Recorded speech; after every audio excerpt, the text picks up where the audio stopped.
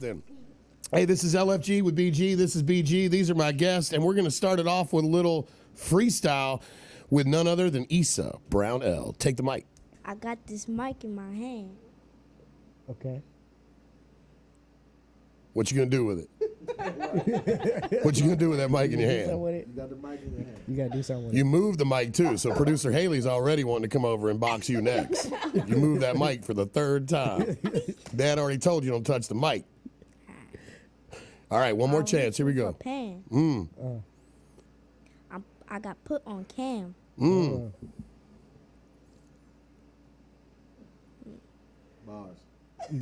Bars. I'm in the band. Oh. Mugu Gal Pan. I slip and bam. Okay. I got a fan. We got one. What you gonna say? I'll hit you in the face. If we can play that. And ladies and gentlemen, that right there is Issa Brown-El spitting bars, my man. Hey, we're going to work on that. When you get 16 of those, come back. The mic's always yours, all right? All right, we're going to get this mic straight. There you go. Man, perfect way to intro in. So, ladies and gentlemen, I know you probably have or have not heard of this family, but if you haven't, you will. And if you have, you're one of the lucky people that knows why we're having them here and what the story's all about. Let me make sure. And so I think the biggest thing is just starting off with who we have here. So we're going to start with the head of the family, Mr. Sheik, and Sheik Brown-El. And I heard there's a Charles somewhere in there too, but we're just going to stick with Sheik Brown-El. Is that right? Yeah, I'll tell you about that. Okay, all right. About that too. I love it. So tell us a little bit about you, and then who do we have here? Oh, okay. All right. Well, again, I'm Sheik. As you started off, as you said, I'm a minister, boxing coach, father of 7, and a grandfather at this point. Young grandfather. Yeah. One of my daughters decided to have a baby. I love her. I love my granddaughter, Yara. Congratulations. Yeah, she's a year old now. So yeah, I'm a minister, father, boxing coach, and everything in between. I'm so many things. I'm a Uber driver. I'm a delivery guy for them. Uber driver for them. I mean. Yeah. Delivery guy for them. Everything in between. Yeah. We'll get to that in a minute too, but I think the yeah. biggest thing is for people to know that you're a provider. Yeah. You know, you've been sole providing for this family, right? Husband. Yeah. Forgot to say husband. Husband's important. Yeah. And you've been earning to kind of give the opportunities to these kids from get.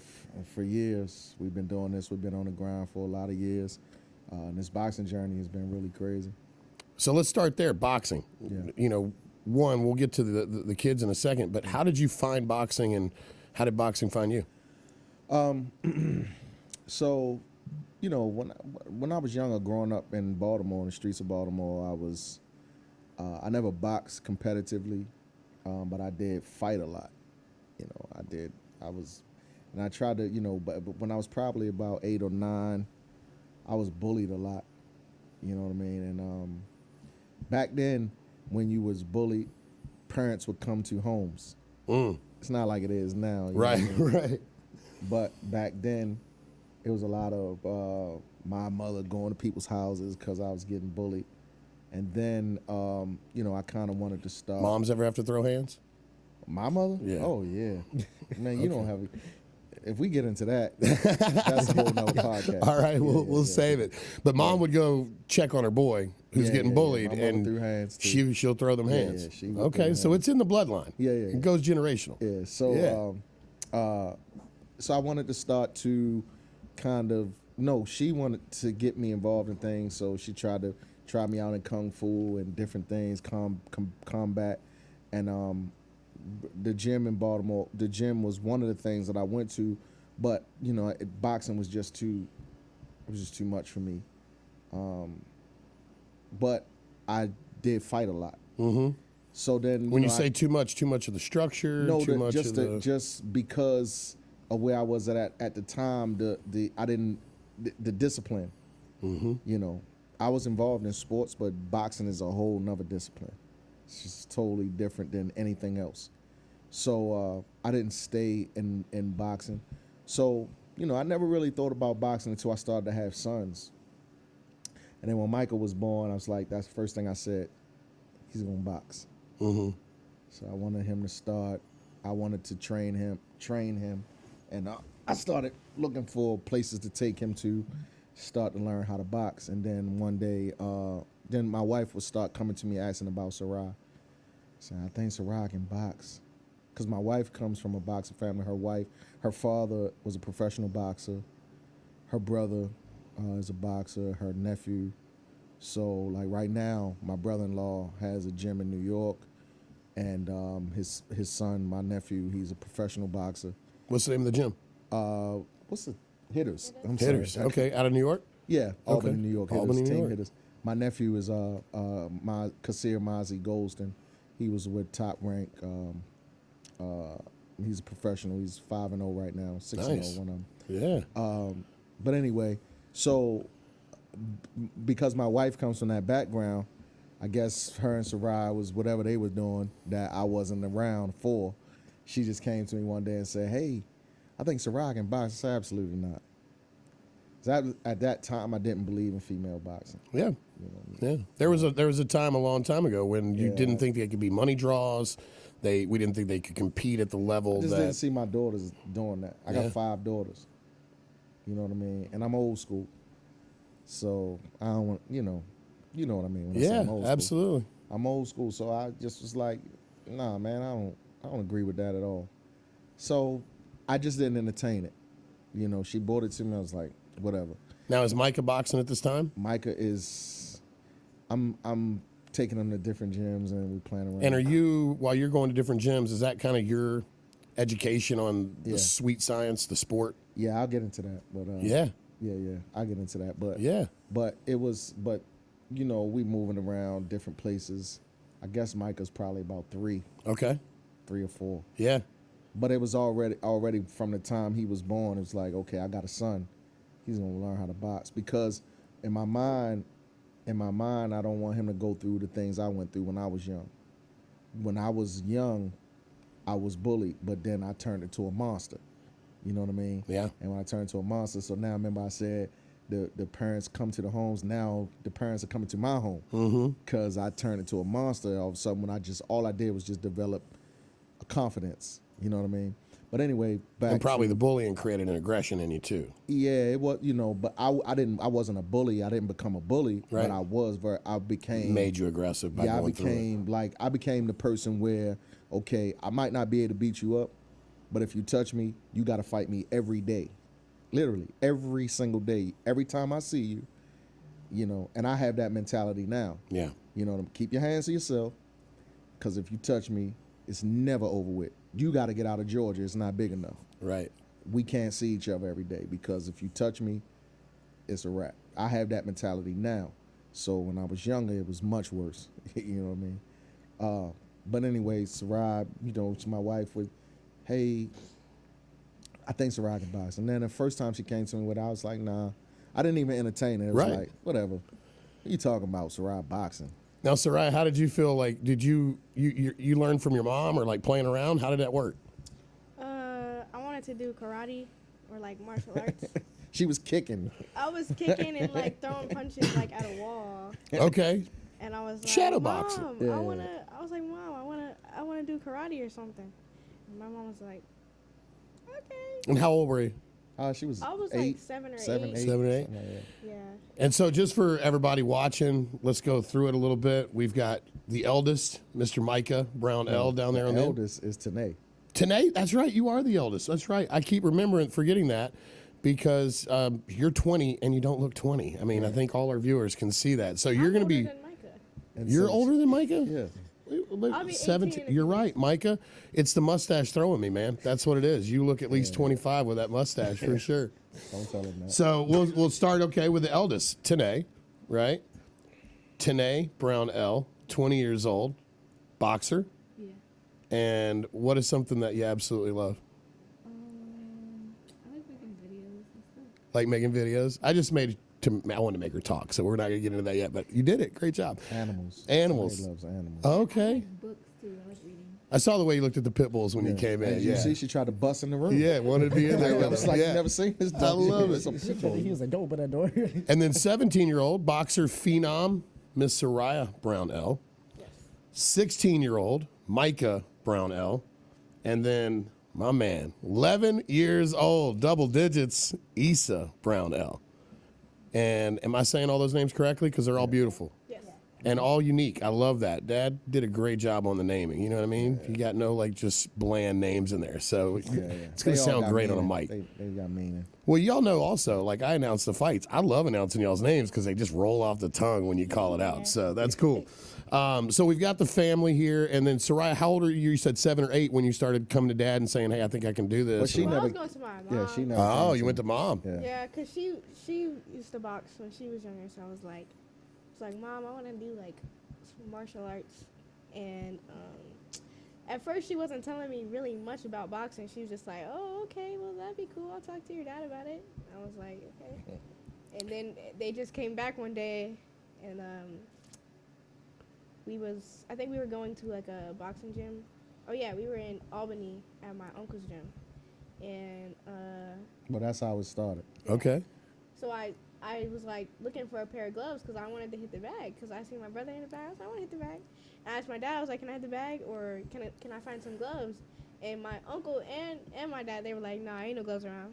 I was like, so me and my mom got up and we went to go look Got for shut some down gloves. quick.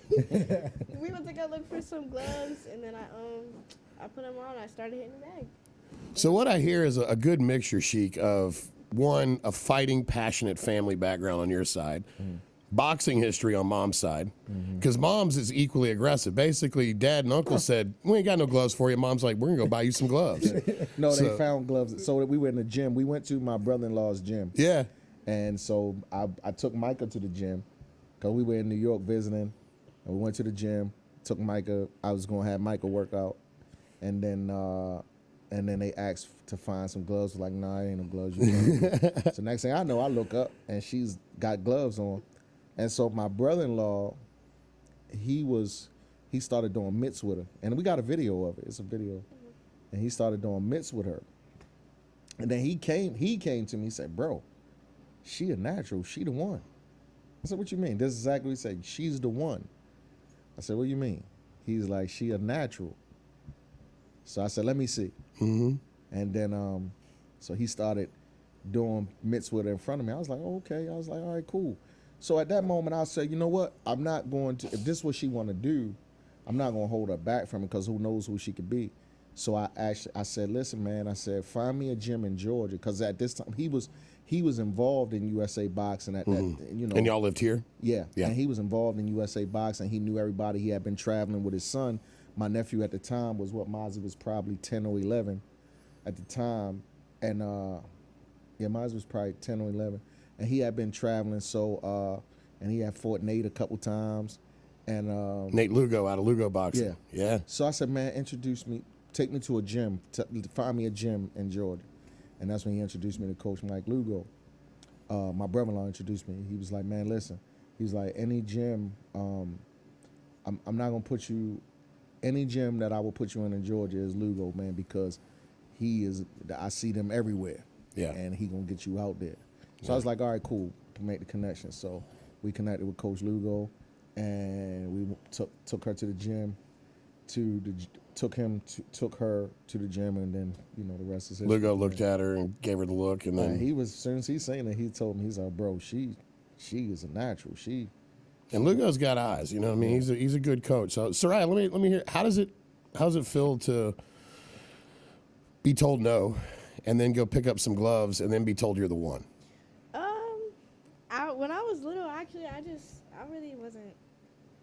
I didn't really pay attention to it that I mean, much. if you look at the video when she, Oh, I mean, I think if any, and we're going to post some videos of all the kids because they're all amazing. I mean, one is as human beings, I love every one of you, but you all have talent, and I think Sheik, that's one thing you and I were talking about coming onto the podcast because, again, our podcast is about overcoming and adversity, and right now there's a lot of people listening to this story like, oh, it sounds sweet, but there's some hard parts.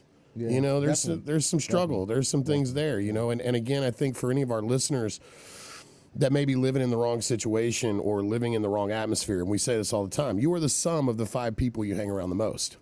But if you're in a situation where you don't have good people to hang around, you now, and I think social media gets a lot of, rightfully so, negative blowback. But I also think if you look at social media for what it's worth, if you live in, like I lived in Kenya, Africa for a while, there was no internet back then. There was no TV where I lived. It was campfires, right? We were missionaries, so it was very, very rural. There was no video games, right? So back then we had such little access to education and information. Where I think today, if you are living in a tough situation, you can find positive people. You can look online. I've listed a lot of my mentors, and I'm sure, Sheik, you've got a lot of people that you've had to look to because you grew up tough. You grew up in the streets of Baltimore, and you said something to me off camera before we started. I was talking to y'all about biggest accomplishments, and you said the biggest accomplishment is you're not supposed to be alive. You're not supposed to be here. So before we get too much more in the kids, let's kind of talk about how the head of this boxing train, we heard the story how it kind of started, but we're going to go back a little bit. Talk a little bit about where you grew up and talk about how you overcame that childhood being not, it sounds like, teed up for a lot of success. Oh, yeah. I mean, first of all, I had an amazing mother, amazing grandparents that was there for me. Your dad in your life? Dad wasn't in my life. No. My mother and father was 14 and 15 years old when they had me. So, of course, my father being 14 years old when I was born didn't want to have anything to do with me, right? But my grandparents, his parents, as well as my mother's parents, they were amazing in my life. My mother was amazing. My mother did the best that she could. I grew up with my mother. So my mother was 15 when I was born. So, having a child at 15, you grow up with your child. Yeah. So a lot of things she didn't know being a child herself. So a lot of things, I grew up rough in the home with her and outside in the street. But even growing up with her, she was amazing. She did the best that she could, even though we had a lot of issues, because of her being young. She had to grow up with me. But, not having a father in my life, I think I was angry as a child. I was angry as a young man, and I became a product of my environment. I was one of these. What do you mean by that? Well, I was one of these kids I was privileged. You would think that. So wait, you were privileged. Your dad wasn't around. You grew up in tough streets. My mother did anything that I wanted. My mother gave me. So all of the nice clothes, I had all of the shoes, all of the everything. She made sure you didn't go without. But it became a time where she stopped. And that's when the streets stepped in. How old were you when that stopped? Maybe 12, 13. Okay. And the streets, she stopped buying me everything. She was like, your stuff is getting too much expensive. Can't spend money on these things. And so the streets started calling me at that time. All the things that I wanted, all I seen was my environment. The drug dealers had it. Yeah. You know what I mean? Had those things. Yep. They can get them anytime they want. And then they was readily accessible to me. It's like flashes of light in the darkness, right? Yeah. And it wasn't like it was far away. I knew these people. Yeah. I knew them. They loved me, or at least what Street we love. understood Yes. love. Yeah. And I could get whatever I wanted, so I got into the streets. And that included probably some criminal activities. All criminal activity. You know what I mean? So Yeah. I got in the street at a young age, very young, 13. I was in the streets. And, my mother working around the clock a lot at that time, she really wasn't able to watch me like that. And my grandmother was sick. I stayed in the hood. My grandmother lived in the hood. And she couldn't watch me like that because I was too fast. My grandmother was sick. She had a stroke the year I was born. So she was slower than, Yeah. You could take advantage of that by being a little quicker. And she wasn't a disciplinarian. My grandmother wasn't a disciplinarian at all. So I was in the street doing what I wanted to do, just like I was grown, hanging out. And then I just became fully adapted to the streets. You know what I mean? Like I became the guy that everybody looked up to, even though I may have been younger than a lot of them, but I was the one that everybody looked up to because I didn't care about much. You know what I mean? I Yeah. would do anything. Yeah. You know what I mean? So, started selling drugs, carrying guns. This is at 13. 13, 14, carrying guns. Like I was known, if you knew me, you knew I had a gun on me. You knew, oh yeah, he strapped. Mm-hmm. You know, And this is at 14 years old. yeah, in East Baltimore, Yeah. one of the worst cities in America. You know what I mean? And So let me ask you had this. I know that there's trouble there and you're going down that road. What was your thinking? At that time, could you see that you were going down the wrong road? No. Because you got all your friends around, y'all all doing the same thing. You got a family. Like in my neighborhood, all of my friends had their families in the house. Right. It wasn't like we did have some friends that I have friends that were mothers was on drugs and parents was on drugs and they had to live like that. But for the most part, my close friends, we all had our mothers home, our grandmothers, or some of them even had their fathers home.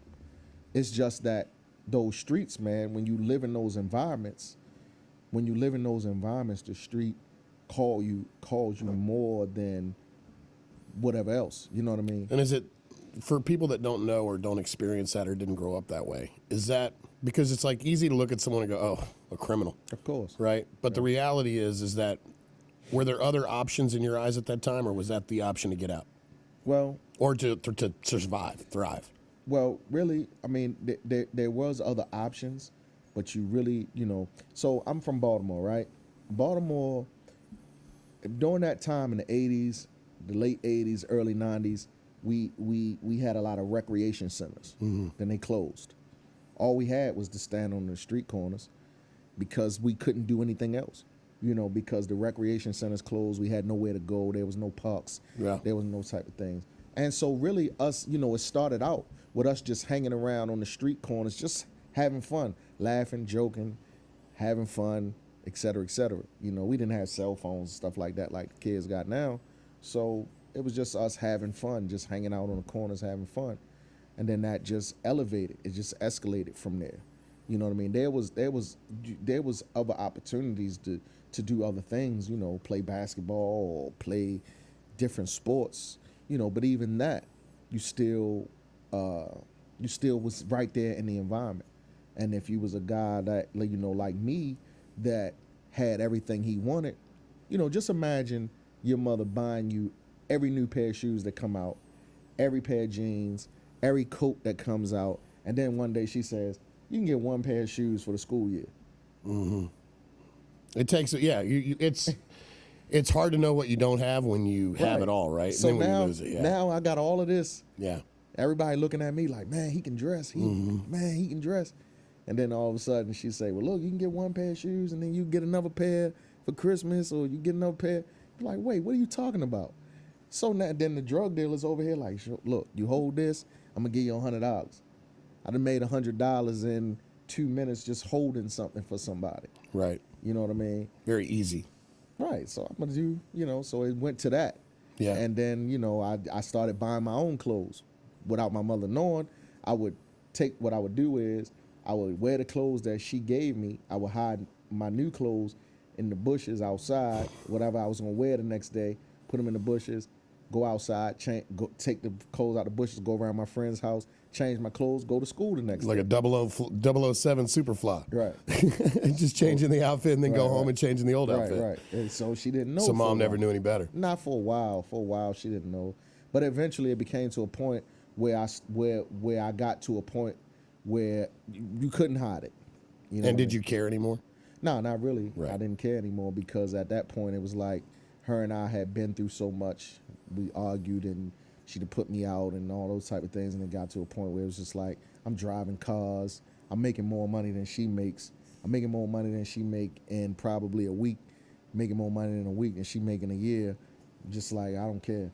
You Right. know what I mean? And then So that life, we know that life. It's easy, but then there's typically consequences that follow that. right. Did you ever have a run-in with law? So I mean, I had lots of run-ins with law. I was. None of that deterred you early on? No, it actually gave me credibility, street credibility. You know what I mean? So the more crimes you would The commit, first the time I more was locked up, credibility I you was get. his age. You know what I mean? And I couldn't imagine, being a father, I couldn't imagine. That's why I keep such a close eye on them, especially my boys, because I know they can be statistics. So, because my first time I was ever locked up, I was his age. And I went to training school for stealing cars. At 11? Yeah, stealing cars. Because that was the first thing I used to do. I used to steal cars. And the big boys used to pay me money to steal cars. They would pay me money to steal So you could cars. drive at 11? Yeah. The best I could. It was funny, man. I wish I could. Did you ever wreck a one or two that you stole? Yeah. Multiple times. Yeah. Now, Yeah, could you touch the pedals? Yeah, I could. Yeah, Okay. but it was funny, man. It was funny. Making it work. Yeah, but that was, I would steal cars for the older boys for them to go do whatever they needed a stolen car to do Right. whatever they was gonna do. So I would steal the cars. They would give me money, and that's how it started. And then yeah, man. Progress from there. And then eventually it hit a wall. Yeah, so in 1992, I was 15, and I got arrested, and I got arrested for guns and drugs and robbery. Wow, all at one charge. Yeah, and I actually got locked up, and I got charged as an adult at 15 years old. How's that? Well, that's how they do in Maryland, man. Okay. So you get serious charges, especially guns. They charge you for as an adult. So I didn't get waived or anything. I got charged as an adult. So I had a bail straight from the top. And that's when it got serious. It was like, all the times I've been locked up, the police would call my mother. She would come down, pick me up. Sometimes she would say, I ain't coming to get them. And they would send me to, what in Baltimore, it's a training school called Charles Hickey. They would send me there for the weekend. I'll go see the judge. They would let me go home. And now it's like, okay, you going to the big house. At 15. 15. I got charged, and they gave me a bail, $75,000 bail. Now Baltimore is a little different. So in Atlanta you have different counties. In Baltimore you have Baltimore City, then you have Baltimore County. So I had charges in Baltimore City, and I had charges in Baltimore County. So Baltimore City is where I was arrested. They gave me a $75,000 bail. And then I went to the county, and I had a $250,000 bail. So in Baltimore City, so eventually 2 months in, I was in the county jail, Baltimore County Jail. At 15. 15. I'm in Baltimore County Jail. I'm on a tier with high bail, no bail people. So I'm all the people in Baltimore that you read about in the county that's got the craziest charges. I'm on a tier with them. At 15. 15 years old. And so finally, 2 months later, I get bailed out. I come home, and this is in I get bailed out. It's in April, I think. I think this is in February. I get bailed out, and I come home, and I really turned up then. I really didn't have a concept of what was really happening. I didn't know, okay. So you get bailed out and you go right back to the streets? I went crazy then. I really started, I went crazy then. When I got home on bail, I went crazy. And end up getting locked up for drugs 2 months later, and they revoked my bail. So I had to sit there till I went to trial.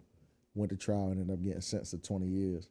20 years. And how old were you? 16, 15? I'm Still 15? 16 now. Okay. I'm 16. I get sentenced to 20 years. And the funny thing, when I spent a year in the detention center, and the only thing on my mind at this time is, man, I know I'm not going home. The only thing on my mind is I just want to hurry up and get the DOC, man.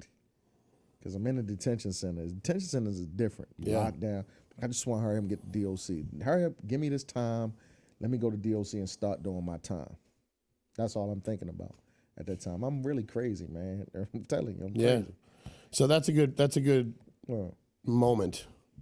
You've showed a lot of that upbringing, that story, but then it changes in jail, right? So at some point, this crazy menace to society, easy money kind of guy, Right. hits a wall again. Right. First time it was with law, you get locked up. But now, what happened in prison that you felt really, because you had a big change that happened in this time? Well, yeah, I'll get to that. I end up getting, I end up, I get sentenced to 20 years. I go to prison now. So I'm in prison. Grown men, lifers, all of that. A lot of people I know a lot of people from the street in there. But it's really like and you're 16. I'm 16. But I'm off the chain, man. But they didn't have like a youth. Nah. You in there. You with them. Yeah. I'm Wow. with the grown men. Everything you can think of, I'm there with them. Yeah. So How did you mentally get through that? That's something I want to know, just personally. PG, to be honest, man, it's probably the funnest time I ever had in my life, man. And I'm being honest, man. It was like I'm in there. I know a lot of people, and it's just like we just having fun. You know what I'm saying? Yeah. And at the time, What was fun when you say having fun in prison? What's I'm just fun? with the homeboys. Hanging out. We hanging out. We eating together every day. We making hookups. We partying. We just doing everything we want to do. You know what I mean? We in prison. You know, we got everything that you can think of that's in there. We just enjoying life, man. We in here. And then you know, and I remember the older guys used to always tell me, because I used to just run crazy. And the older guys used to say stuff like, they used to always say this word right here I'm about to say. They say, shorty, you need to get something on your mind, man. Because I didn't have anything on my mind. And then my best friend got murdered in the street in Baltimore. My best friend got murdered like my brother. This is him here, right? He got murdered in 1994, and that changed my perspective on life. Really? So when he got murdered, So that was the one thing to wake you up? so it woke me up. Bail didn't wake you up. 20 years in prison didn't wake you up. 16 years old going I'm in not with... gonna say it woke me up. What happened was when he got murdered, the first thing on my mind is murder now. Right. I'm killing everybody. Families, well, whoever. I'm killing everybody. Mentally in that place. Yeah, that's where I'm at. Like, But you're locked up. literally when I found out, when I found out he got locked up, when I found out he got murdered, he was supposed to be sending me a package. I called his house and his brother answered the phone. Talking to his brother for like 20 minutes. We just talking. So I finally say, hey man, where's Gil? That was his name, Gil. I said, where's Gil? He says, you didn't hear what happened last night? I said, nah. I'm thinking he about to tell me he got locked up, because he had been getting locked up back to back, and he was getting ready to end up being where I was at, because he had a couple of attempt murders charges, some gun charges that he had got bailed out on, but he was getting ready to be in there with me. Right. There's no doubt. So I'm thinking he was going to tell me he got locked up again. He said, man, he got killed last night. And like my whole world just dropped, right? And he said, you want to talk to my mother?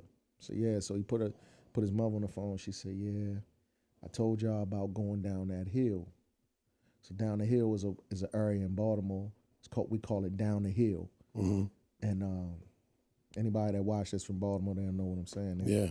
That's the rough area for those that aren't from Baltimore. It's not. It's rough, but it is what it is, right? It's just an area. Gotcha. And it's called down the hill. So I told y'all about going down that hill, and so I got right off the phone with her because it was lock time. So they turned the phones off. It was lock time. It was count time. We was standing in front of the doors, and a guy next to me in the cell next to me, he said something. I don't even remember what he said. He probably could have said something real nice. I don't even know what he said. I just blacked out. I went in my cell, got a lock and a sock, just started beating him.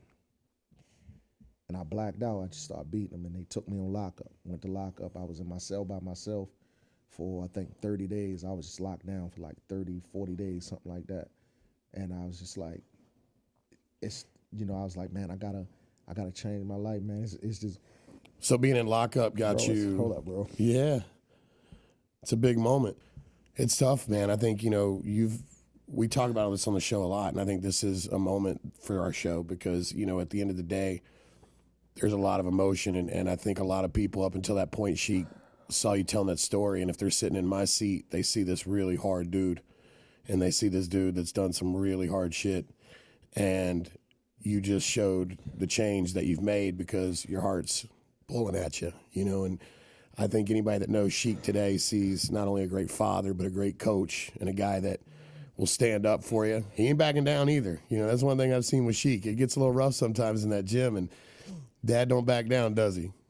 So, And Sheik, that's a challenge. So you have this moment, right? You lose this friend, you get in lockdown. In that time in lockdown, is that when things started to kind of? So I'm locked down. I think I don't remember how many days I was down there, but I'm down there, and I actually I wrote a letter to him, to my friend. Yes, yeah.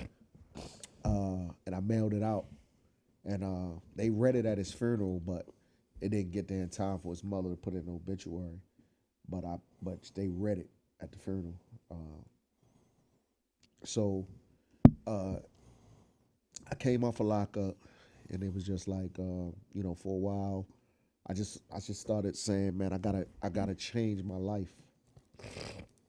I gotta change my life because I can't go back out in the street on the same type of time, because if I do, I'm gonna be dead. I'm gonna be dead too, and I'm gonna be dead, and I think I gotta represent him better. You know what I mean? So I started trying to find myself In prison. and the funny thing is, my father started connecting with me now. Okay. So he's around. I thought he was around, but he not just never- around. Yeah, he Yeah. wasn't. So he started reaching out to you in prison. My father was Muslim. He was in the Nation of Islam, and so he started sending me books. And I started reading different books, and then so I started becoming conscious of. I just started becoming aware of things Yeah. and of life. And I'm probably 16. I'm probably You started to get something on your mind. probably about 18, right? And one day a guy came to me. I was on the phone with a friend of mine's, and a guy walked up to me and he said he wrote on a piece of paper that said, "What is your nationality?" And when he said that, I just because my people, we don't know who we are. You know what I mean? We went into slavery. We have no idea who we are, well, as a people in general. Mm-hmm. So I said, "What is your nationality?" So he used to play a lot, so I just was like, relax, man. Just hold on. Let me wait till I get off the phone. His name was Mummy. We called him Mummy, older guy. So then later on, he asked me again. He said, "What's your nationality?" And I was like, "I don't know." Whatever, man. If we thought it was a game he was playing, so we started saying black, Negro, all kind of stuff. And then he yells to a friend of mine, my friend Jeff, who was in the street with me, but now he is in here with me, but he's conscious. He's, so he yells Moorish American. So Jeff had came to me and invited me to meetings. I said, all right, so in prison, you can't just go to, you have to write your name on a list. You have to choose your religious preference. I didn't have a religious preference because I wasn't in no religion. Right. So I chose the Moorish Science Temple of America because he asked me to go. So I started going to the meetings. And so the first time I went, I really didn't understand what they was talking about because it didn't have anything to do with what I thought it had to do with. So I didn't go back for a while. And then I came back the next time, and there was a brother there, he was speaking, and it just touched me so much. And that's why I've been ever since. So I'm in the Moorish Science Temple of America. Moorish Science Temple of America is an organization, was founded by Prophet Noble Ali in 1913. And it's a religious organization, but it's also a political organization because I think little man's got to go to the bathroom.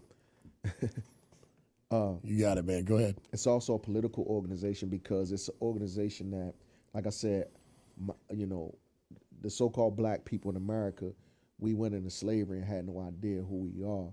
So Prophet Noble Ali came to teach us that we had a nationality just as well as everybody else, and that we were Moors. Mm-hmm.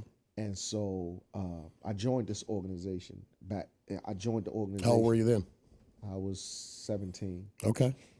joined the organization, and it started to change my perspective. You know what I mean? So I Being started, around that environment. yeah, being with the brothers in the Yep. institution. So what I'm hearing there is a very important thing, and I think you guys, if you're listening to Dad's story the way I am right now, your circle of influence changed. Right. And when your circle of influence changed, it changed your thought process, your Well, behavior, because it went from the corner Yeah. to now this I'm more still- Science of America. I'm still with the guys, Yeah. but I'm figuring. But you're it out. getting into a different social Yeah. circle, and you're hearing, even though it may not be all day, right? But you're getting this, what hour? How long's the meetings? The meetings are only twice a week for an hour. Okay, so At you're the getting an institution, hour, you're right, getting 2 hours a week But I'm with the brothers of different on the thoughts, yard. and you're hanging out with the guys. I'm with the brothers on the yard Yeah. and all of that. So we together and they teaching me and things like that. But I'm still with the knuckleheads, and I'm still got the knuckleheads on the street Yeah. that I talk to from time to time.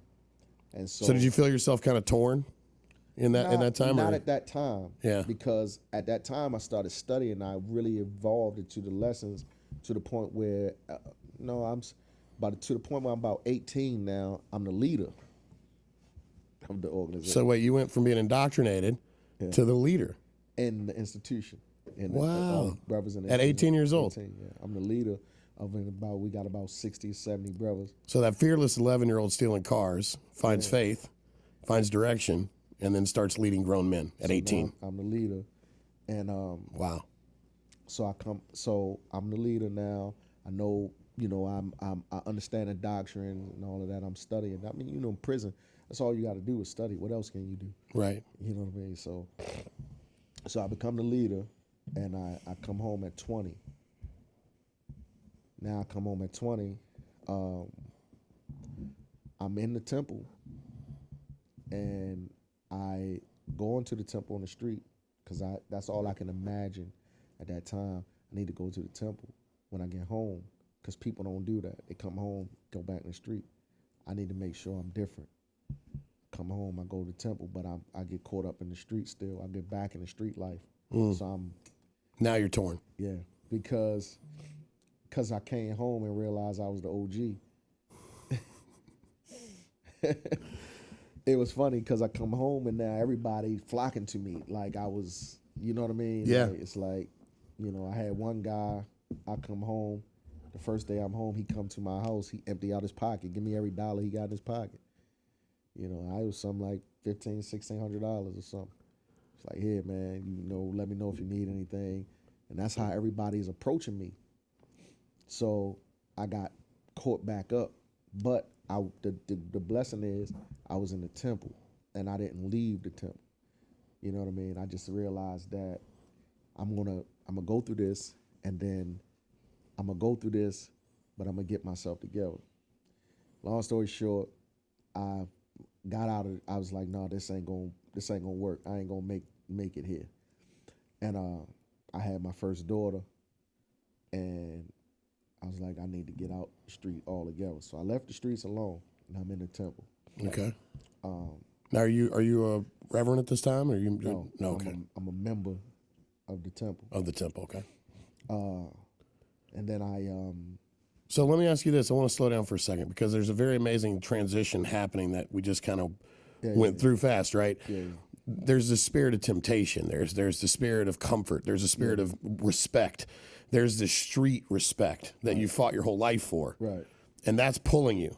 Yeah. But then I was in the street. Right. And then you're back after prison and getting the whole, right? And now you're back. So, but then you have your first daughter. Yeah. What So this was allowed- 2 years later? I had my daughter. I came home in '96. I had my daughter in '99. 99. So what was the thing? Because there was a lot of moments. There was a lot of big moments, but I was in the something hit street. hard. I was in the street, and I got back to I was on home monitor. I was when I first came ankle home, bracelet. I Yep. had an ankle bracelet on. I couldn't go outside. Yep. And a friend of mine that I grew up with, he brought me a whole lot of white powder. Yeah. It's like, hold this for me, just hold it. It's like, all right. And then one of them, I took one of them and sold it and just gave him the money. And he was like, what? And so I got back out there. So I was out there real heavy, but I was going to the temple. So you're out there heavy, earning, going to the temple, and your thought process was, Because I kept trying to get jobs, man. I kept trying to get jobs, couldn't get jobs. I got a job. My cousin had got me a job at Budget Car Rental when I first came home. It's at the airport. They hired me for about 2 days, and then my background came back. It's like, no, we got to let you go. Then I got a job for a catering company. I was making $5.25 an hour. So making $5.25 an hour, I got to get up 4 o'clock in the morning, catch 2 buses across Baltimore. Right. Like, this is for the birds, man. Right. And now I got to go to the temple, so I'm telling them I got to be at the temple at these times. So what they did was to make me pay, they started cutting my hours. So now I'm getting probably 10 hours a week, $5.25 an hour. So I'm like, only thing I can do is sell drugs. so you have people listening, and they're probably thinking, yeah, I've been there. I went through that. How did you make that transition? How did you go from the earning of selling drugs to like, I'm just not going to do it anymore, and I'm going to transition? So there was a fallout. Now remember, I'm conscious. I'd have been a leader in the prison, the leader of the Moorish Science Temple of America. So we had a fallout in the street, and I just didn't have it in my heart no more. Like I couldn't be ruthless. I was about to use the word ruthless. So It was like your heart changed. This is my best friend I told you got killed. Yeah. This is his cousin that I'm about to have problems with. Mm. He's like my cousin. He's like my family. We about to have problems in the street. And we kind of fell out to the point where it was bad, man. I don't even want to get into it. But Right. It was bad. And I just didn't have it in me. And I went to him and I said, look, man, I don't even have this in me no more. I don't even want to do this. And he looked at me. He was like, look, man, he's like, I would have never did nothing to you. He was like, I love you. I would have never did nothing to you. I know this ain't in you no more, though. I could tell. Because he said, I would have never approached you the way that I approached you had this been a few years ago. Because he already know how it would have came. Yeah. So, and I just didn't have it in me no more, man. And I just left everything in the street. And I had got a good job. I was in sales. I was working for MCI. Remember MCI? Yeah. I was working for MCI. So how did you get that job? I don't even remember how I got the job at MCI, but I was their top salesperson for the telemarketers. Yeah. I was the top in the country. And I was the #1 salesperson in the country. I was making back then, I was probably making about $85,000-$90,000 a year on phones. Right, telephones. yeah. So I had got that job. My daughter was born. So I was like, all right, I'm good. Right, okay. So I left the streets alone and I was good. But the streets just kept calling me. And I just had to get out of Baltimore, man. I was like, if I'm going to change my life for real, I got to get away from Baltimore. I got to leave the influences of everything that's here. All your comforts. I just got to leave it. If I don't, I'm not going to, because people, there's in the Bible, is a lesson that Jesus says, he came to his people in Bethlehem, and he was like, oh, that's Mary's son. That's, you know what I mean? That's James and John, brother. And Jesus said, a prophet is without honor in his own land. So that's why Jesus never taught in Bethlehem again. He had to get out of Bethlehem. They wasn't going to hear him. They wasn't going to hear nothing he had to say because he was from there. Right. They knew him. They knew him when he was a child. So it was the same thing. I had to get out of Baltimore. Nobody was going to let me be who I needed to be. They wasn't going to let me grow and mature. And the reality is, and if I'm being candid, if you allow me to be, you didn't see yourself. You needed to get out of Baltimore. Yeah. Because not only people coming to you going back to it. Yeah, and it's just, just everything, just kept calling me. Well, we talk about it all the time. It doesn't matter, being a preacher's kid myself and getting in some trouble, as we talked about a little bit off camera. There's so many people that do the same thing over and over and expect different results. Right. And the reality is, it doesn't matter if we're training for the Olympics or we're trying to get out of a neighborhood. If we're trying to change behavior, we have to change our mindset. We have to change our influence. And at the worst times, if you can't avoid yourself, you got to change your complete environment. You got to, man. I mean, I'm a prime example of it. I said, because when I moved from Baltimore and I moved to New York, I moved to Albany. And when I got to Albany, man, my whole life just changed. Nobody knew me. I didn't have to be, I could be what I wanted to be. You know what I mean? Yeah, you didn't have any false. There was no impressions left from the I didn't have to be a past. street dude. Yeah. I had to be. And here's the thing that's hard, Sheik. You know, you look at, and you guys got to understand this. Like, I know a ton of preachers' kids, right, growing up that got in a lot of trouble. And their parents moved towns and they started all over. Exactly.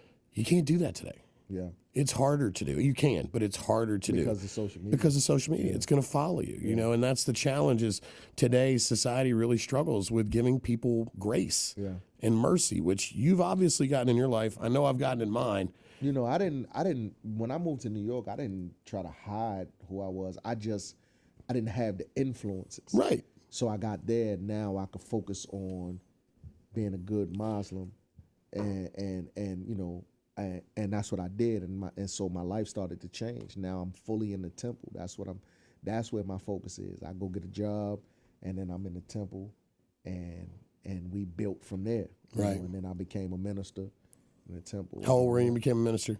When I became a minister, so I've been a minister now since 2010.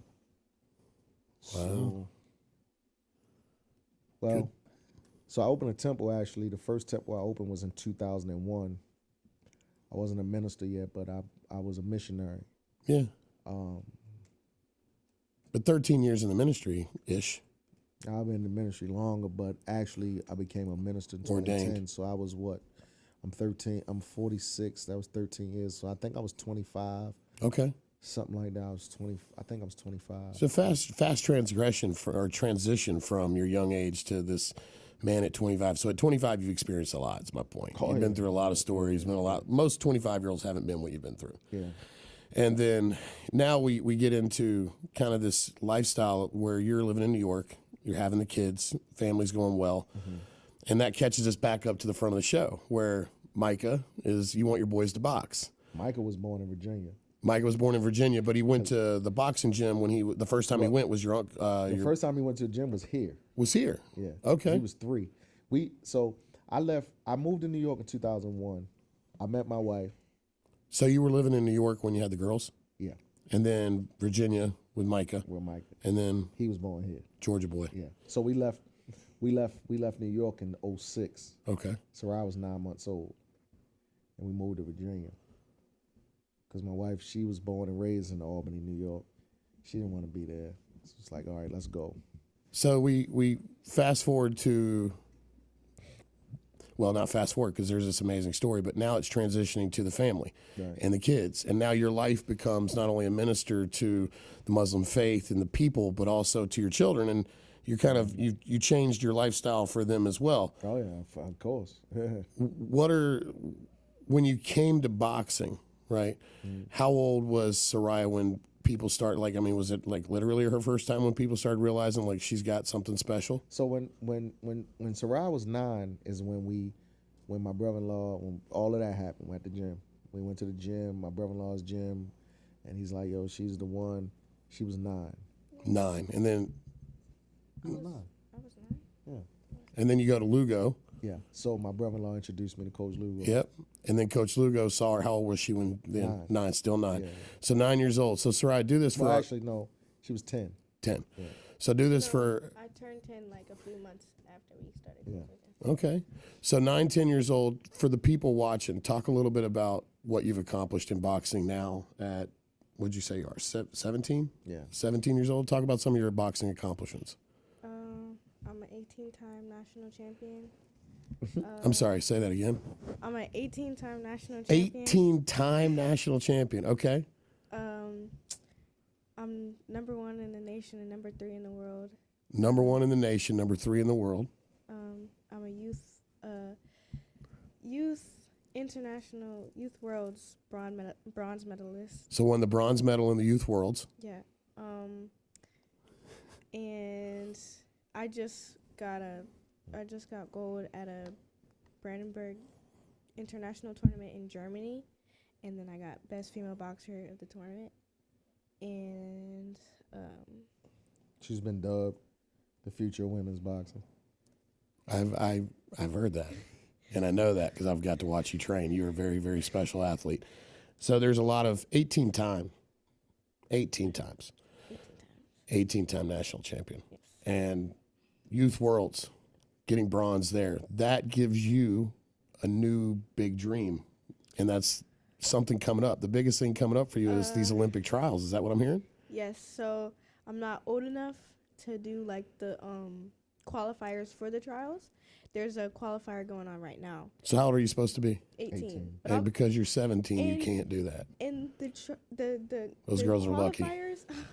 The qualifiers are like, my birthday is coming like right after like it's over. Her birthday is in a few days, So like next week, 2 weeks. So just missed it. yeah, but so since I'm not old enough, they're gonna give me a wild card for the trials because one of the You have to apply qualifications. for a wild card, but Yeah, you'll one get of the wild card. qualifications is winning a medal in the Youth Worlds.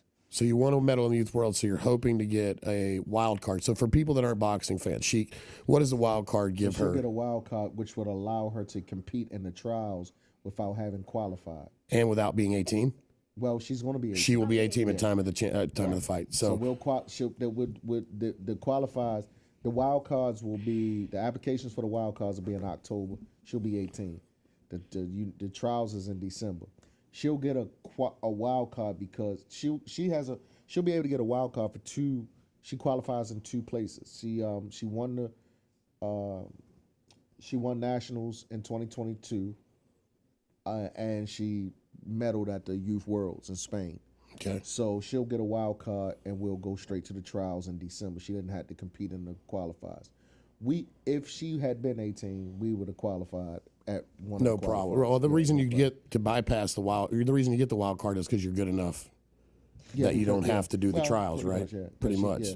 Well, so we'll go It's to like, the oh, trials. Soraya wants to come. Well, then she don't have to try. She's in. So she's whooped enough ass. She can come. Yeah, well, that's pretty much it. But That's you know, it. Technically, I did have to. I mean, again, we don't have a lot of boxing aficionados watching our show. I wish we had more, and I'm sure after this show we will. But a lot of people listening, they don't know Yeah. what I know, and So what I she'll know is go- what I've seen. It's she'll go to the amazing. trials. Excuse me, I'm sorry. She'll go to the trials, and she'll get the wild card. We'll go just straight to the trials, and we'll compete in the trials in December. So talk about that, Soraya. The trials. What's exciting about that to you? I know that's like the biggest thing in your world right now. So why? I already started camp, and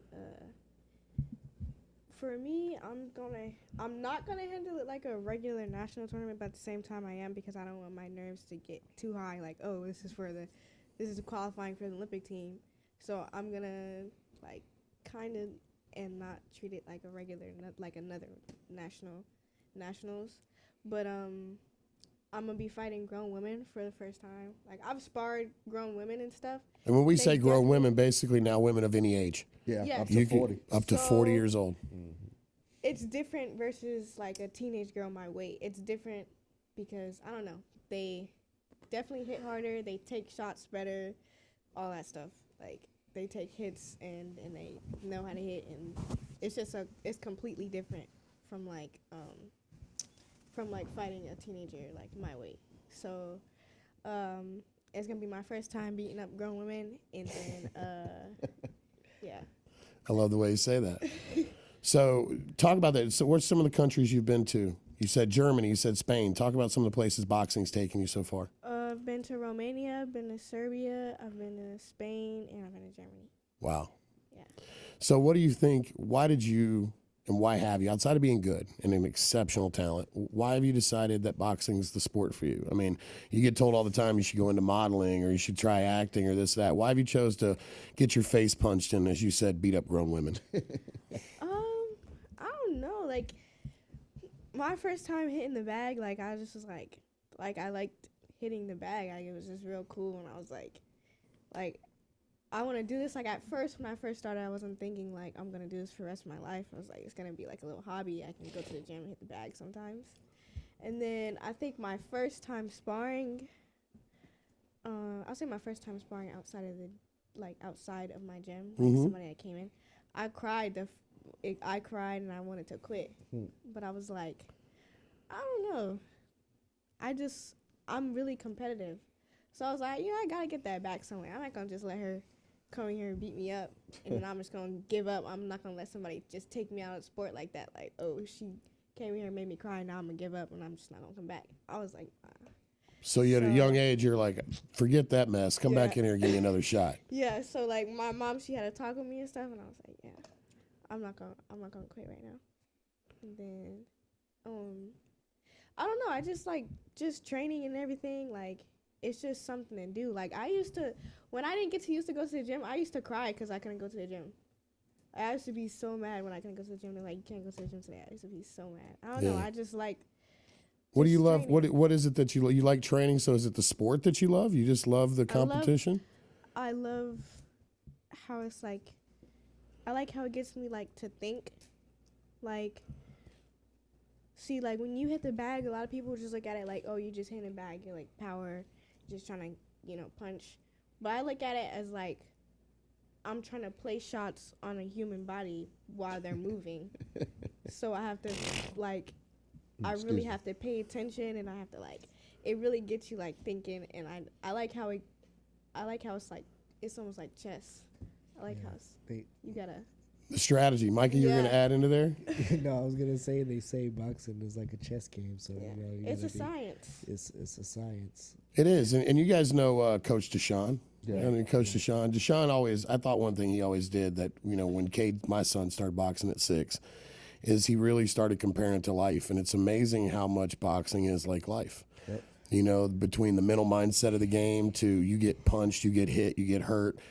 When you get hurt, they jump on you because they want to beat you up and beat you. And that's kind of how life does it. When it kicks you, it doesn't kick you once. Yeah. It kicks you over and over. And so it's not about, as we say in boxing all the time, right? Not how many times you get knocked down. It's about how many times you get back up. And that's, what Dad has proven and what Sheik has proven is you can get knocked down a lot. You can go to prison. You can do some bad things, and you can become an amazing person with the right mindset shift and the right shift with the circle around you. So you've just started dominating boxing. I got to ask you this: why are you so dadgum good? Why have you won 18 times? Why do you get the wild card? Why are you so good? I'll say I think it's my competitiveness and my drive. I'm really relentless, and I don't like to give up. I will fight through injuries. I would try my hardest to fight through injuries. Like even if I can't, I'll try. So do you think your toughness is something that you have a lot of women don't?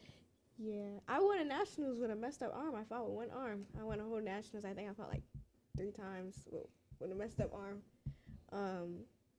But it's just like I don't know. I think it's just my drive and like my mentality, and then at the same time, I stay humble. So that I stay hungry. Like I'm not gonna be like, oh, I'm already the best. I already did all of this. I'm like, it's the humility in me that keeps me hungry. I'm like, this person, they did this.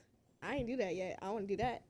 Or it's always somebody that's gonna be like just a little bit above you, and I want to get to that spot, and then I see somebody above that person. I want to get to that spot, and I'm always gonna stay hungry. Well, and there's no doubt, young lady, that is a very mature mindset. And I will tell you that the later and more success you have, because one day we're going to have you back on the podcast, there's going to be a world championship belt around your waist, and I believe that.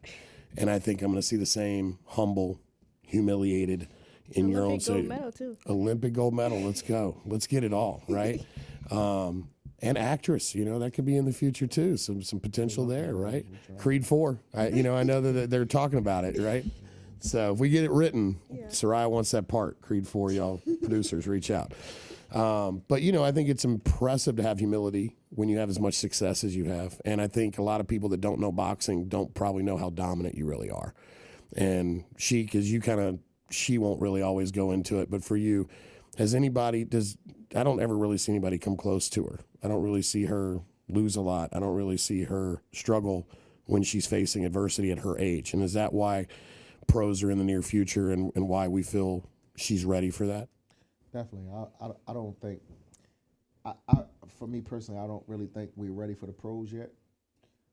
I think we could if we wanted to. If we wanted to get ready, I think we could get ready. I just don't think we're ready for the pros because it's a different game. Mm-hmm. So, but if it's in the future, it's in the very near future. But the future is the Olympic trials. We get on the Olympic team, then it's like you just said, gold medal time. Let me just clarify that. Yeah. I'm not saying I don't think she's ready for the. I don't think she's ready for the pros because she couldn't handle the pros. I don't think she's ready for the pros because the pros and the pros and the amateurs are two different games. Yep. You know, pros, a lot slower tempo, a lot of meticulous thinking. Where the amateurs is more high pace, moving Point fast, scoring, stuff like always. that. So she was developing a pro style, and we kind of slowed down to get back on the amateur pace because we still amateurs. So, Right. And even when we spar pros, you can see how the pros are pacing themselves in the sparring. Mm-hmm. But while they're pacing themselves, we doing what we're doing, and we out of there before they even ready to build up. Okay, we done.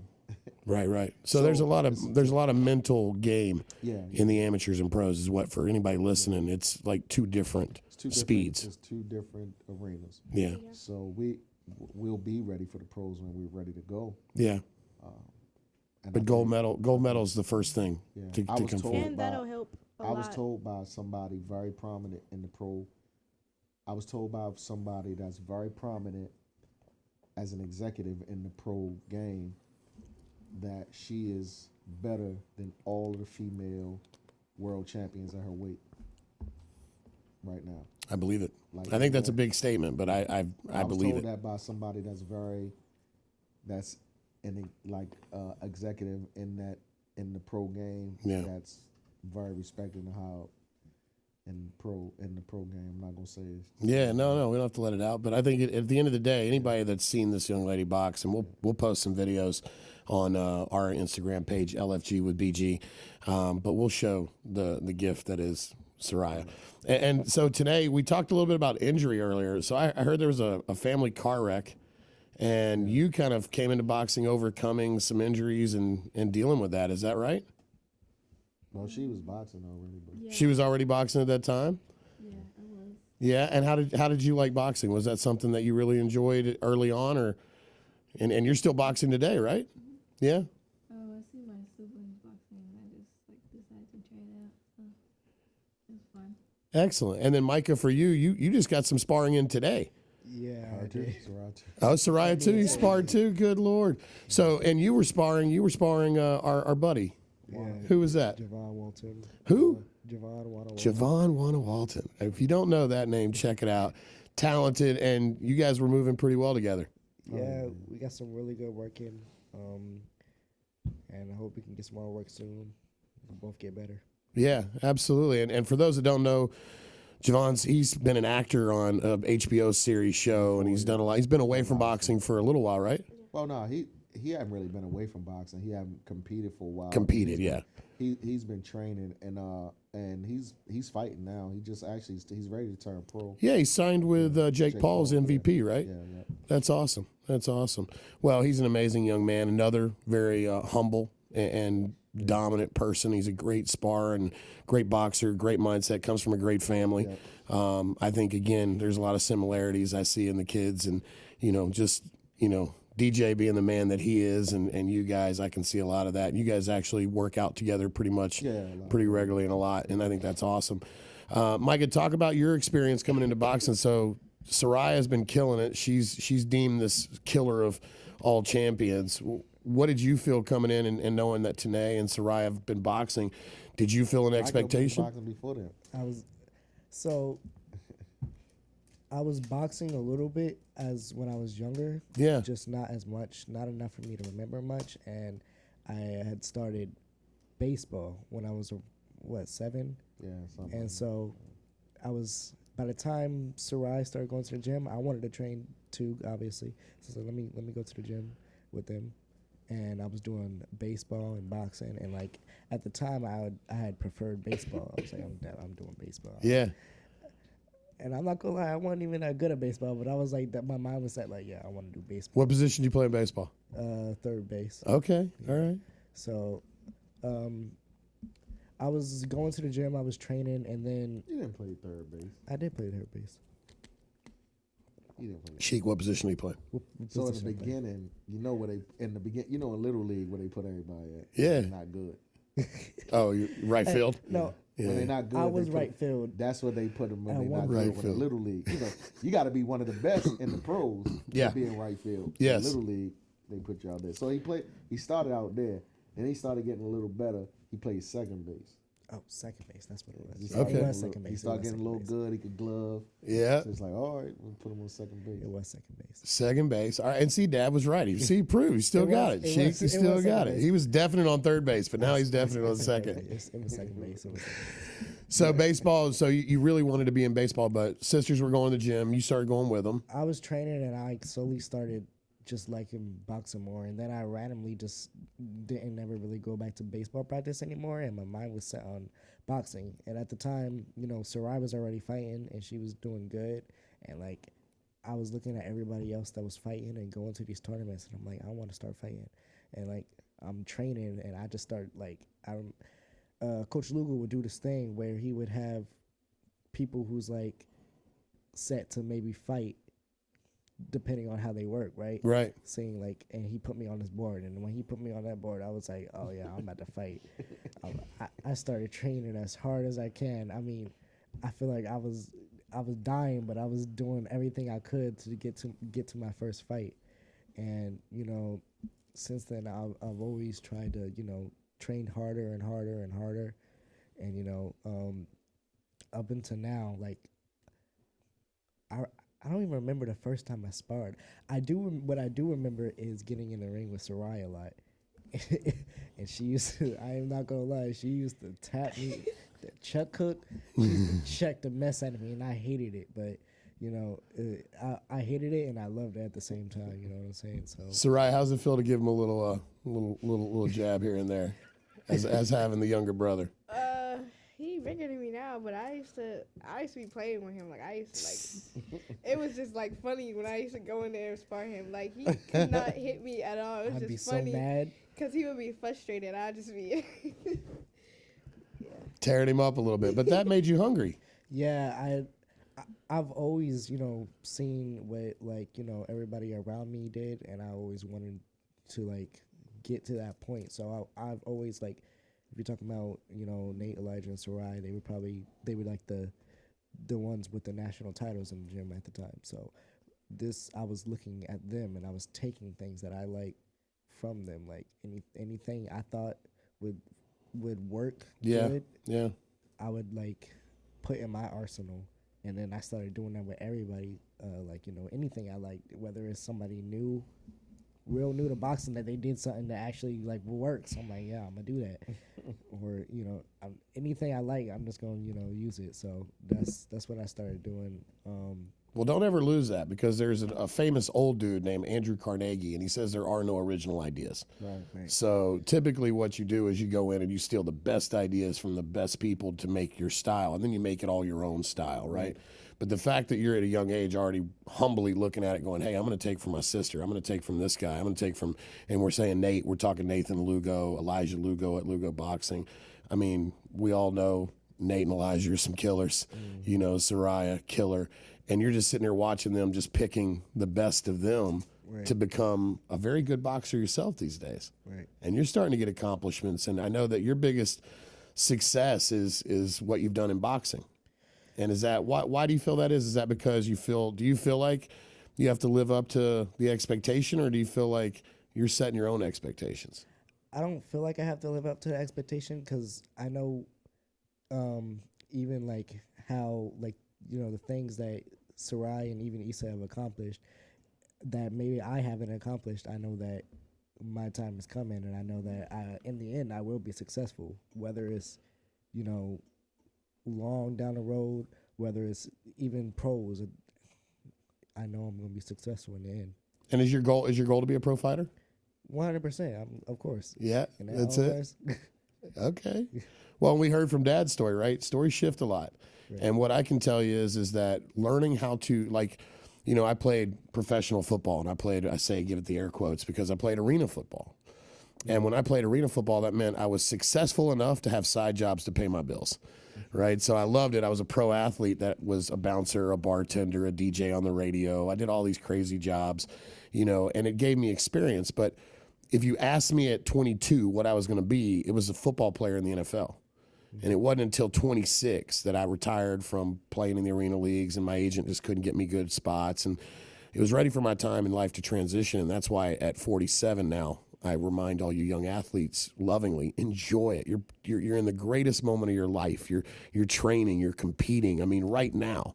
But when we get older, life gets good too if you keep life good around you. Yep. And the biggest thing is that what you learn today is only teaching you what you can do tomorrow and more. So you might go on and be today the greatest YouTuber, builder, and you might open the greatest pet veterinarian clinic you've ever seen. There's so much stuff that you could do. Micah, you could be a business owner. You could own a gym where you're training and you're marketing. There's so many different jobs out there that what boxing has taught you and what your dad is teaching you is by overcoming adversity, by just trudging through the difficult times. And I mean, there has been difficult times along this journey as a family. Oh, yeah. And you guys have had to really bond together as a family. And that's why you have this unbreakable unit. And Micah, you're getting beat up by your sister, and sister says, well, now he's bigger than me. He can beat up on me. There's a rivalry and a competitiveness that brothers and sisters have, but there's a bond and a family that, Sheik, you've created, man. I can only commend you on because you got such successful kids. And we talk about successful kids. He started the show off with, I think we had 1.5 bars. It wasn't 16, but Issa, you're seeing the family, man. You're seeing them. What made you want to be a boxer, bro? What made me want it? Well, He didn't have a choice. He didn't have a choice. I was 2 when He I started. he don't even remember when he started. Y'all just started beating him up at 2, and he was like, I better learn to fight quick. He- For real, I wasn't really into boxing, and then I was also playing baseball, and I while used doing to boxing, yeah. I used to play softball actually, and I used to do that. Who you play softball? He played T-ball. No, I played t-ball. My bad. Played t-ball and Man, thank God y'all are boxers. Second base down there and softball, t-ball here. well, I played t-ball, and then when I started taking boxing serious when I was 5. And So at 5 years old, you said, I'm going to get serious, huh? yeah, Man. Was in the gym and his whole life. Well, he was a gym rat, right? So he was just rolling with everybody all the time, and then just at 5 got serious about it. Yeah. And I really wanted, like, my dream as a kid and as like a 5-year-old was to fight, like get my first fight, get my first national, and be like the rest of my other teammates. So later on, I'm asking, can I fight? And 2 more years, I'm like 7, and I'm like, I got 1 more year to fight, so I'm training hard, and I'm training and just sparring a lot. I was sparring much more at 6 years old, and I was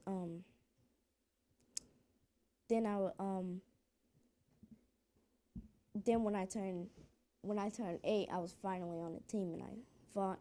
So wait, you had your first fight at 8? Yeah. Yeah? How'd you do? Well, it was at Sugar Burt. At Burt Wells? Yeah. Okay, Sugar Burt. And I lost my first fight. I forgot his name. I fought, but I want to Mason. I want to fight Mason. Hey, Mason, he's coming looking for you. He just said, come get him. You want some? It's right here, my man. But I would really like to fight him again and make it a good fight. And How many fights have you had now at 11? 23, I think. 23 fights. Yeah. Sarai, how many have you had? 90 90 fights? something. Micah? Somewhere between 70 and 80. Tanae? 2.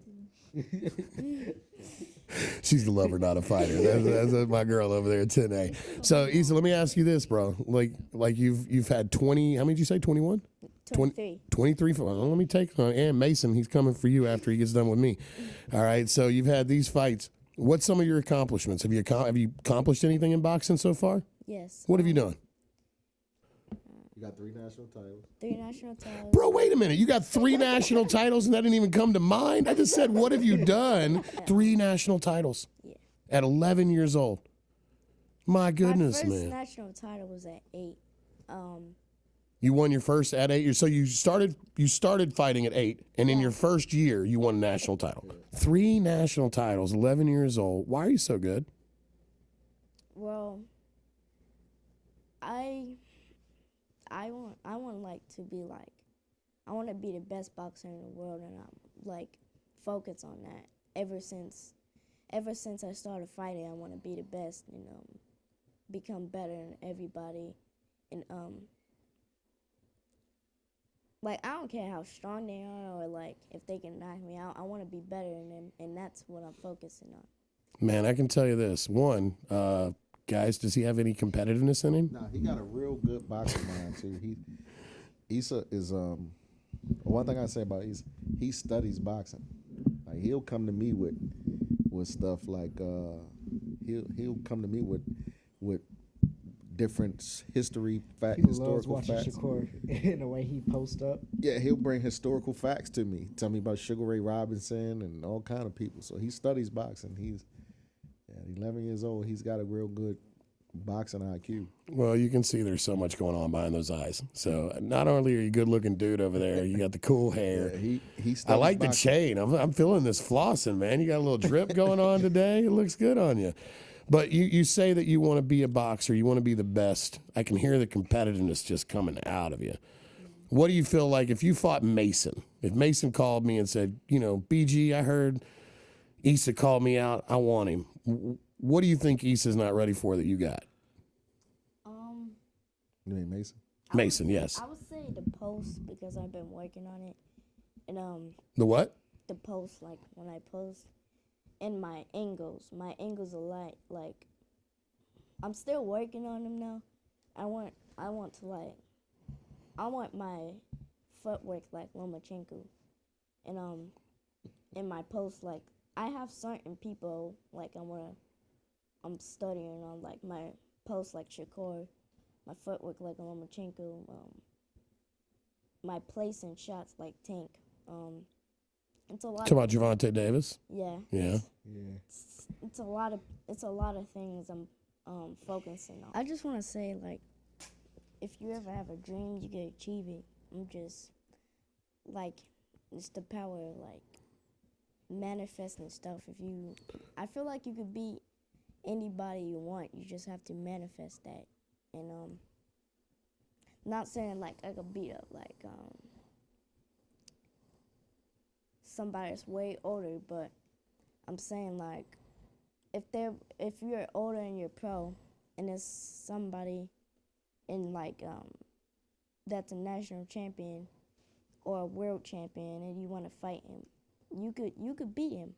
And I just want to say, like, at the end of the day, you already achieved your goals, and manifesting stuff is strong. Man, for an 11-year-old to say what you just said, I'm going to do something I haven't done on this show.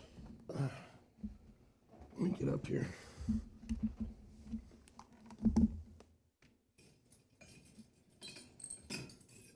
There we go. Don't fall, bro. Come here, Easton. Come here. You keep manifesting, and you keep being a positive light in this world, because it's getting darker and darker. And we need people like you, my man, that are bright in their lights. And I know you got a dope chain on, so this probably doesn't match it, but this is my chain, the Vanilla Gorilla LFGwBG chain. And I'm going to give it to you because I know you're going to go on and do some great things. You take care of that hair. I don't know if I can do that. That's what's up, bro. All right? Yeah. My man. I want to see that on you. The way I want to see that championship belt on you, okay? He ain't gonna take it You're off. not gonna take that off. I'm proud of you, man. You hear me? And you just keep being the light you are, man. To say that manifesting your future, to talk about the positivity. You can be a game changer in this world, my man. There's so many young people that need somebody like you to look up to know that through looking at you and watching what you do, they can also do it. You hear me? I'm proud of you, man. Rock that chain. He My ain't boy. gonna take it off. Let me see it. Yeah, That's hard, bro. that Bro, that's hard. He's not gonna take that off. you better take care of that. That's hard, bro. Well, I know ain't no one going to take it from him. That's for sure. He's Don't try he's to his fight own nobody with that bodyguard. on you. Bro, that's hard. All right, LFG with BG, we have had 2 hours of amazing conversation with the Brown-Els. If you haven't enjoyed this segment, I don't know what you're doing, because you've heard adversity, you've heard struggle, you've heard of a female doing 17 years old with 18 national titles. You've heard an 11-year-old with 3 national titles and a dope-ass chain. So I don't know if you know about the Brown-Els, but check them out. We've tagged them on our post. Go to their pages, support them. If you get a chance to see them fight, sit back and watch. But guys, gals, I want to thank y'all so much. I love y'all. I appreciate you coming in and doing this chic, bringing the family, and I just can't wait to watch y'all take off. So thank y'all for joining us on LFG with BG and just sharing your story. Thanks for having us, BG. Man, absolutely. Well, hey, God bless. Tune in. This is an episode you got to see.